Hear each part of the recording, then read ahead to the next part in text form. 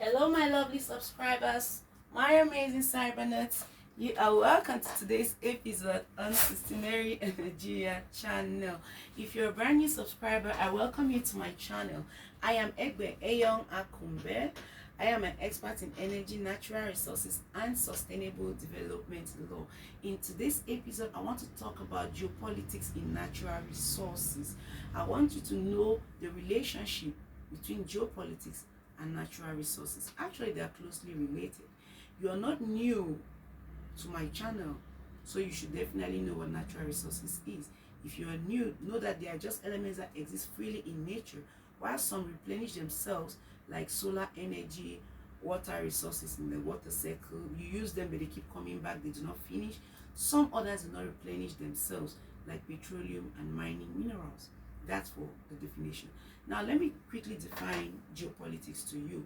This is a study that has to do with knowing how our resources are used to reinforce the power policy of a state and to control the space of that state. Now, I want you to know that natural resources and geopolitics are very closely related, and they keep meeting and interacting most times. It is for this reason that their relationship is looked upon as the major aspect in international politics and also in international economics. For this reason, I want us to see how geopolitics and natural resources interact. Firstly, I would like us to look at the conflict resolution. Natural resources and conflict resolution is a point that every person who studies natural resources should avert their minds to, because natural resources cause most of the conflicts that we have around nations. Let's go. Natural resources can be used to resolve conflicts. We see Russia and Ukraine, for example. Due to the crisis between Russia and Ukraine, there is an increase in the price of critical metals. When I talk of critical metals, I'm talking of tantalum, nickel, cobalt, lithium, vanadium. Those are the kind of resources that we call elements, which we call critical metals. Now, these particular metals are used in the development of clean energy. And in our time, clean energy technology is reigning quite well. So if we have elements as such which are used to develop clean energy technology, that means that there is a tussle, or there's a fight, there's a high request for that. And for that reason, nations will get into conflict just to be in charge or in control or in possession, or the one who owns this particular expanse of land where those resources are embedded or buried. That's for natural resources and conflicts resolution. So for most of these conflicts to be resolved, it usually ends with, okay, this country will take this expanse still containing those minerals, while this other country will go with this other one. That's it. Also, the second point we have, other than natural resource and conflict resolution, is natural resources and economic performance. The economic performance of a given nation depends greatly on the natural resources.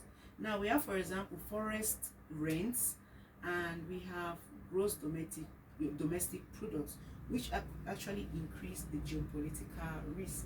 We also have coal, we have oil, we have minerals, which decrease mineral rents, which decrease the geopolitical risk of a given state. Now, the third point I want us to touch is this geopolitical risk factor.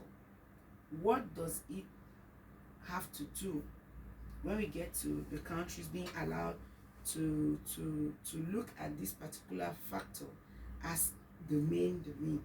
When I say the main, what I mean is that geopolitical risks actually go a long way to reduce the amount of natural resources which countries are allowed to touch.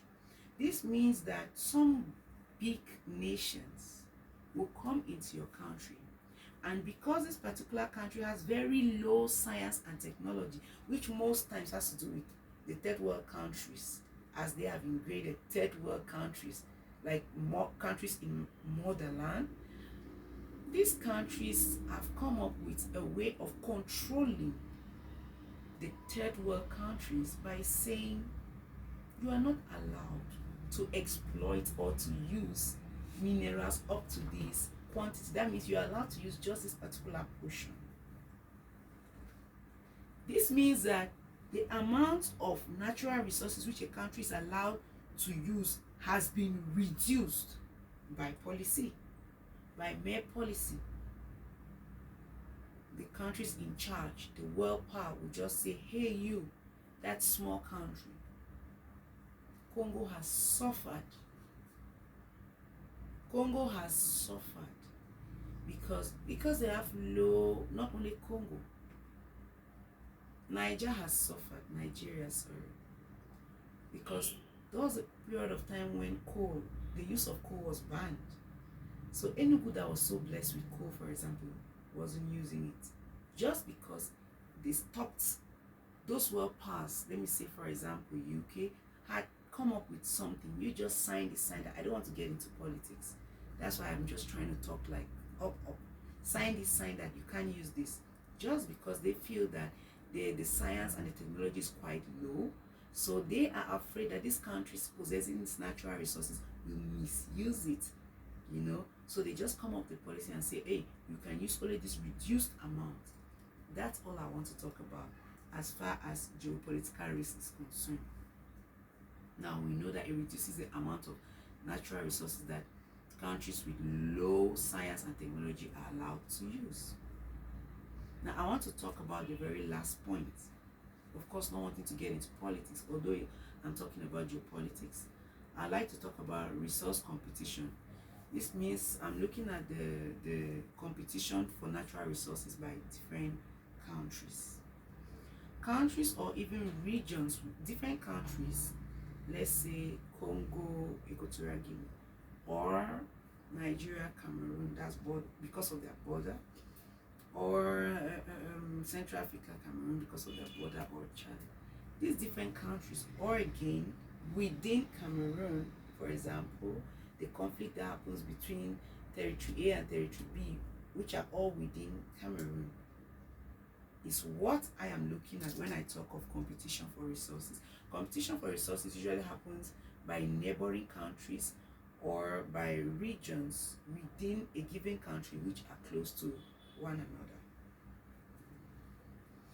These conflicts can become very, very violent, resulting in deaths, famine, and actually in rural exodus if they are found in rural areas. It can lead to movement of people from a given region because they are running away from the conflicts that are going on in that place. So in a bid to get natural resources, these fights cannot be avoided. For that reason, we have unfortunately had such situation at the Bakassi Peninsula between Cameroon and Nigeria.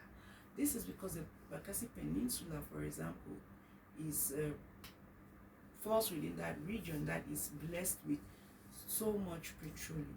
So without wanting to get into politics, this just tells us one of the kinds of conflicts between countries as far as competition for resources is concerned.